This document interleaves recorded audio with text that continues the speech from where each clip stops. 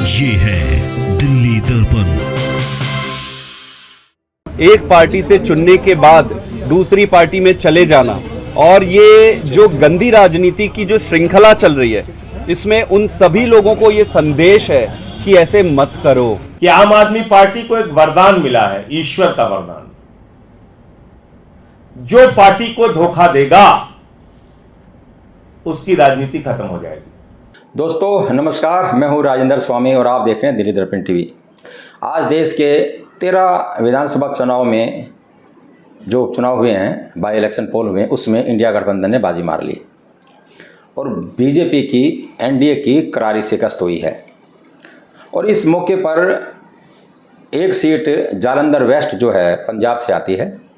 पंजाब में बीजेपी का दामन थाम लिया था। यहाँ से जो इससे पहले आम आदमी पार्टी की विधायक थी अंशुल गुजराल, उसने आम आदमी पार्टी को छोड़ करके बीजेपी का दामन थाम लिया था, जिसकी वजह से ये उपचुनाव हुए। लेकिन इस उपचुनाव में भी जालंधर की जनता ने अंशुल गुजराल को तीसरे नंबर पर पहुंचा दिया और यहाँ पर जो आम आदमी पार्टी के हैं मोहिंदर भगत, वो चुनाव जीत गए। उन्होंने 37,000 वोटों से कांग्रेस के जो सुखविंदर कौर है उसको हराया है। दोस्तों इस चुनाव के बाद आम आदमी पार्टी के दो सांसद हैं, उन्होंने बीजेपी को भी आईना दिखाया, लेकिन सबसे ज़्यादा उन्होंने अपने ही पार्टी के नेताओं को कुछ संदेश दिए, कुछ नसीहत दी और कुछ चेतावनी भी दी। सबसे पहले जो पंजाब से सांसद हैं संदीप पाठक, इन चुनाव परिणामों के तुरंत बाद उन्होंने जो प्रेस के, जो मीडिया के जो लोग थे, उनको ये कहा कि जो लोग आंशिक लालच को ध्यान में रख करके डर से, दबाव से या राजनीतिक कैरियर से पार्टी कपड़ों की तरह बदलते हैं, जनता उन्हें पसंद नहीं करती और ये चुनाव परिणाम भी इसी का नतीजा है। इसके साथ साथ जो सांसद हैं संजय सिंह, उन्होंने भी पंजाब के ही कुछ नेताओं के नाम लिए, जिनमें एक रिंकू भी है और एक दो नेताओं के और नाम लिए कि जो नेता आम आदमी पार्टी को छोड़ करके दूसरी पार्टियों में या ख़ास तौर पर बीजेपी में गए हैं, उनकी राजनीति ख़त्म हो गई है। और इसके साथ साथ सभी ने ख़ास जोर अपना चुनाव परिणामों के बाद इस बात पे ही रखा कि जो उसके जो नेता हैं, जो ये सोच रहे हैं कि बीजेपी का दामन थाम लें, खासकर दिल्ली में संजय सिंह ने आज जो प्रेस कॉन्फ्रेंस की, उसमें सबसे ज़्यादा जोर, जो इशारा था वो दिल्ली की तरफ था। आप सबसे पहले तो सुनिए कि जो संदीप पाठक है उन्होंने क्या कहा, उन्होंने क्या संदेश अपने उन नेताओं को दिया जो पार्टी छोड़ करके गए थे, और क्या चेतावनी वो उनको दे रहे हैं जो इस तरह का मन बना रहे हैं। आप सुनिए उनको क्या कहते हैं वो। एक पार्टी से चुनने के बाद दूसरी पार्टी में चले जाना और ये जो गंदी राजनीति की जो श्रृंखला चल रही है, इसमें उन सभी लोगों को ये संदेश है कि ऐसे मत करो। जनता कभी भी गद्दारों को इस तरीके से, जो जनता के मतों के साथ गद्दारी करेगा, उसको जनता दोबारा प्यार नहीं देगी, अपना आशीर्वाद नहीं देगी। तो मेरा बड़े उदार दिल से, उदार मन से उन सबको ये सलाह है, जो भी आज के समय में इस राजनीतिक परिस्थिति को फायदा उठाने की सोचते हैं कि यहाँ चले जाओ, ये कर लो, वो कर लो, ये चलता नहीं है। ये बड़ा क्षणिक होता है। ऐसे एक क्षणिक सुख के लिए आप अपनी राजनीतिक करियर बर्बाद मत करिए। तो सुना आपने, उन्होंने साफ साफ कहा कि जो दल बदल तेज़ी से करते हैं, जो बुरे समय में पार्टी को छोड़ करके जाते हैं, जनता उनको कभी माफ़ नहीं करती और कभी वो जनता का जो है मत, उसका विश्वास हासिल नहीं कर पाते और अंततः जो छोटे लाभ के लिए वो जिस वजह से वो पार्टी को छोड़ के जा रहे होते हैं, उनका राजनीतिक करियर बर्बाद हो जाता है। और ऐसा ही कुछ संदेश जो दिल्ली से सांसद हैं संजय सिंह, वरिष्ठ नेता हैं आम आदमी पार्टी के, उन्होंने भी आज प्रेस कॉन्फ्रेंस की।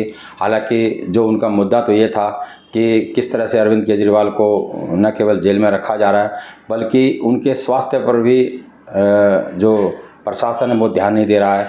उन्होंने यहाँ तक कहा कि 8.5 किलो वज़न उनका घट जाता है और ये इस तरह से तेज़ी से वज़न घटना ये बड़ी चिंता का विषय है। लेकिन इससे भी ज़्यादा चिंता का विषय है कि अब तक ये जानने की ज़रूरत महसूस नहीं हो रही है कि इस तरह अचानक उनका वज़न तेज़ी से क्यों घट रहा है, और ये बहुत ही घातक है। लेकिन इस ओर प्रशासन का और सरकार का ध्यान नहीं है। लेकिन इसके अलावा जो सबसे बड़ी बात उन्होंने ये कही, खासकर दिल्ली के उन नेताओं को जो अभी पीछे कुछ समय में आम आदमी पार्टी को छोड़ करके बीजेपी में गए हैं, उनमें से जो आम आदमी पार्टी के सरकार के जो पूर्व मंत्री हैं राजकुमार आनंद वो भी शामिल हैं, और जो साउथ दिल्ली से जो विधायक हैं उनके जो करतार सिंह तंवर वो भी शामिल हैं। जो राजकुमार आनंद हैं वो चुनाव से ठीक पहले उन्होंने पहले आम आदमी पार्टी को बाय बाय कहा, उस पर तानाशाही का आरोप लगाया और उसके बाद वो बीएसपी में शामिल हो गए। और बीएसपी में शामिल होकर के न केवल उन्होंने चुनाव लड़ा और चुनाव लड़ने के बाद वो बीजेपी में शामिल हो गए। तो इस पर बहुत सारे जो राजनीतिक विश्लेषक हैं वो ये भी मान रहे हैं कि ये सब बीजेपी को फ़ायदा पहुंचाने के लिए किया और चुनाव के बाद वो बीजेपी में शामिल हो जाएंगे, और वो हुए भी ऐसा। जो आम आदमी पार्टी के मंत्री हैं सौरभ भारद्वाज, उन्होंने तो यहाँ तक कहा कि राजकुमार आनंद केंद्रीय जांच एजेंसियों के डर से गए हैं। उन पर इनकम टैक्स की रेड हुई थी, काफ़ी पूछताछ भी हुई थी और उन्हें ईडी का भी डर था। इसी वजह से उन्होंने आम आदमी पार्टी छोड़ी और बीजेपी का दामन थाम लिया। लेकिन जो करतार सिंह हैं उनके साथ भी निगम पार्षद एक शामिल हुए हैं, 2 बड़े नेता रत्नेश और एक राय हैं वो शामिल हुए हैं, वीणा आनंद जो पूर्व विधायक रही है वो आम आदमी पार्टी छोड़ करके बीजेपी में शामिल हुई हैं। और अब ऐसी आशंका नहीं बल्कि उनके सूत्र बताते हैं कि बड़ी संख्या में कई विधायक आम आदमी पार्टी छोड़ करके और बीजेपी में शामिल हो सकते हैं, और उनमें पार्षद भी हैं और ऐसे पार्षदों की संख्या कम से कम 15 के आसपास है। तो ये एक बहुत बड़ी संख्या है और कई विधायक ठीक चुनाव से पहले, यानी अभी हम बात करें तो लगभग 6 महीने हैं, मुश्किल से 5-6 महीने हैं दिल्ली विधानसभा चुनाव में, और उससे पहले इस तरह से इतनी बड़ी संख्या में आम आदमी पार्टी के नेता विधायक पार्षद अगर पार्टी छोड़ करके जाते हैं तो पार्टी की मुसीबतें और ज़्यादा बढ़ सकती हैं। आप सबको मालूम है कि लगभग 10 साल से अरविंद केजरीवाल की सरकार प्रचंड बहुमत के साथ में है, और इस बार जब लोकसभा चुनाव हुए बम्पर जीत जो बीजेपी को हासिल मिली है, न केवल 7 की 7 लोकसभा सीटों पर जीत हासिल की, बल्कि लगभग 53 विधानसभा ऐसी हैं जहां पर बीजेपी ने जीत हासिल की है इस लोकसभा चुनाव के दौरान। तो अब ये बीजेपी को एक बहुत बड़ा मौका नज़र आता है। ठीक 28 साल हो गए हैं बीजेपी को दिल्ली की सत्ता से दूर हुए। भगवान राम को भी 14 साल का वनवास हुआ था, लेकिन यहाँ बीजेपी को, जो राम जी की परम भक्त है, सनातन सरकार होने की बात कहती है, वो दिल्ली की सत्ता से 28 साल से ज़्यादा का समय होने वाला है लगभग, वो दूर है। और अब फिर वो एक बार कमर कस रही है इस उम्मीद के साथ कि इस बार शायद उसका वनवास ख़त्म हो जाए और हर हथकंडा वो इस बार अपनाएगी, ऐसा भी आम आदमी पार्टी को शक है। और उनमें जो सबसे बड़ा हथकंडा है वो यही है कि उसके कई नेताओं को और विधायकों को बीजेपी में शामिल करके एक ये संदेश दिया जाए कि अब आम आदमी पार्टी ख़त्म होने वाली है, क्योंकि इसके कई बड़े बड़े नेता जेल में बंद हैं। सत्येंद्र जैन कितने साल से जेल में बंद हैं, मनीष सिसोदिया 1.5 साल से ज़्यादा का समय हो गया, 2 साल होने वाले हैं, जेल में बंद हैं। संजय सिंह जेल में बंद रहे, वो जमानत पर बाहर आए। अरविंद केजरीवाल जेल में बंद हैं, उन्हें मौका मिला था कि प्रचार कर सके, उसके लिए बेल मिली थी लोकसभा चुनाव में, और उसके तुरंत बाद वो वापस जेल चले गए थे। और हालांकि अब ईडी ने इस मामले में उन्हें जमानत दे दी है, लेकिन अब क्योंकि वो गिरफ्तार उनको सीबीआई ने किया हुआ है, तो जब तक सीबीआई वाले मामले में उन्हें जमानत नहीं मिलती तब तक वो जेल में ही रहेंगे। लेकिन वो कब तक जेल में रहेंगे, इस पर जो आम आदमी पार्टी के बहुत सारे विधायक, बहुत सारे नेता, कार्यकर्ता वो असमंजस की स्थिति में हैं। तो ऐसे माहौल में हो सकता है कि बीजेपी के डर से, लालच से, दबाव से या राजनीतिक कैरियर को ध्यान में रखते हुए वो आम आदमी पार्टी को छोड़कर बीजेपी में शामिल हो जाएं, और चाहे वो बीजेपी लठ का इस्तेमाल करे। लठ से मेरा मतलब जांच एजेंसियां, ईडी, सीबीआई, इस तरह की एजेंसियां, या लालच का मतलब किसी को किसी बोर्ड में जगह देने की बात हो सकती है, किसी को विधानसभा का चुनाव में टिकट देने की बात हो सकती है, किसी को पार्टी में ऊंचा पद देने की बात हो सकती है। तो तमाम ये लालच हो सकते हैं जिनके लालच में आकर के आम आदमी पार्टी के विधायक जो है वो या फिर नेता हैं वो आम आदमी पार्टी छोड़ करके बीजेपी में शामिल हो जाए। तो यही एक बहुत बड़ा डर आम आदमी पार्टी को है। तो आज जब चुनाव परिणाम सामने आए और बम्पर जीत हासिल हुई इंडिया गठबंधन को, पंजाब में भी आम आदमी पार्टी को जीत मिली, उसके जो विधायक है वो जीते, तो इससे अच्छा मौका आम आदमी पार्टी को नज़र नहीं आया कि वो इस मौके पर ये संदेश दे। और यहाँ तक कहा संजय सिंह ने कि भगवान का, ईश्वर का वरदान है आम आदमी पार्टी को कि जो आम आदमी पार्टी को छोड़ करके जाता है उसकी राजनीति खत्म हो जाती है, वो बर्बाद हो जाता है राजनीतिक रूप से। यानी भगवान का भी उन्होंने नाम लिया। कार्यकर्ताओं के लिए एक उत्साहजनक बात यह है कि आम आदमी पार्टी को एक वरदान मिला है, ईश्वर का वरदान। जो पार्टी को धोखा देगा उसकी राजनीति खत्म हो जाएगी। मैं नाम नहीं लूंगा, शुरू से लेकर अब तक उठा के देख लीजिए आप। जो आम आदमी पार्टी को छोड़ के बीजेपी में गया उसका क्या हश्र हुआ पूरे देश के सामने। तो इसलिए जो हमारे विधायक हैं, मंत्री हैं, सांसद हैं, हमारे साथी हैं, सबके लिए एक बड़ा संदेश भी है इस पंजाब के चुनाव के परिणाम में। हमें नहीं कहते हमारे अंदर सारी अच्छाइयां हैं, होंगी कुछ कमियां। आपस में बैठिए, बातचीत कीजिए, संवाद कीजिए, एक दूसरे से कोई मतभेद है तो उसको दूर कीजिए, लेकिन इसी परिवार के अंदर रहिए। परिवार के बाहर जाएंगे कोई इज्जत मिलने वाली नहीं। आम आदमी पार्टी परिवार को छोड़ के जाएंगे तो कोई इज्जत मिलने वाली नहीं है। तो इनको देख करके आप समझ सकते हैं कि आम आदमी पार्टी को बीजेपी के ऑपरेशन लोटस से कितना डर है। ऑपरेशन लोटस मतलब उसके जो नेता हैं आम आदमी पार्टी के, वो किसी भी पार्टी के जो नेता हैं उनको बीजेपी में शामिल जबरन कर रहे हैं लालच से या लट से, जैसा मैंने आपको बताया। तो इसको ऑपरेशन लोटस की संज्ञा दी गई है। तो इसी डर को आज आम आदमी पार्टी के दोनों सांसदों ने मीडिया के माध्यम से सामने रखा, प्रेस कॉन्फ्रेंस करके सामने रखा। अब बड़ा सवाल ये आता है कि आखिर क्या सचमुच बीजेपी इतने बड़े लेवल पर ऑपरेशन लोटस चलाने की प्लानिंग कर रही है? दोस्तों, ये ज़रूरत भी है। जैसे मैंने आपको बताया कि लगभग 28 साल से बीजेपी सत्ता से दूर है, और अब जब लोकसभा चुनाव परिणाम में शानदार जीत मिली है और तो उसकी उम्मीदें फिर बढ़ गई हैं कि इस बार शायद दिल्ली में बीजेपी की सरकार बन जाए। उसकी दो वजह है। एक तो जो आम आदमी पार्टी के बड़े बड़े नेता हैं जेल में बंद हैं, एक 10 साल की सत्ता विरोधी लहर है, और जो माहौल देख रहे हैं आप, स्कूल, शिक्षा व्यवस्था, भ्रष्टाचार के आरोप उन पर लगे हैं। तो किस तरह से दिल्ली पानी पानी हुई, जलमग्न हुई, पानी का संकट हुआ, बाढ़ जैसी स्थिति हुई, इन सब को सामने रख करके, और जो दिल्ली की जो 10 साल की जो एंटी इनकम्बेंसी है, सत्ता विरोधी जो लहर है, उसके बल पर बीजेपी सत्ता में आना चाहती है। और उसको लग रहा है कि अभी कांग्रेस कहीं सामने नहीं है, टक्कर में नहीं है। हालांकि गलतफहमी है ये। इस बार हो सकता है कि कांग्रेस भी पूरी टक्कर दे, त्रिकोणीय मुकाबला दिल्ली में नज़र आए। इस तरह की संभावनाएं भी जो कुछ राजनीतिक पंडित थे वो देख रहे हैं। लेकिन सबसे ज़्यादा उम्मीदें हैं बीजेपी को, और यही वजह है कि जैसे भी हो, जो भी संदेश देना पड़े, जो भी कुछ करना पड़े, उसके लिए वो हर हथकंडा अपनाएगी और पूरी ताकत से चुनाव, जैसा कि बीजेपी लड़ती है, किसी भी चुनाव को वो हल्के में नहीं लेती है, पूरी गंभीरता से लेती है, पूरी ताकत के साथ चुनाव लड़ती है। और पिछली 2 बार दिल्ली विधानसभा के जो चुनाव हुए हैं, बीजेपी ने कहीं कोई कोर कसर छोड़ी नहीं है। लेकिन उसके बावजूद भी बीजेपी सत्ता में नहीं आई। ना केवल आई, बल्कि विधायकों की संख्या भी बहुत ज़्यादा घट गई है।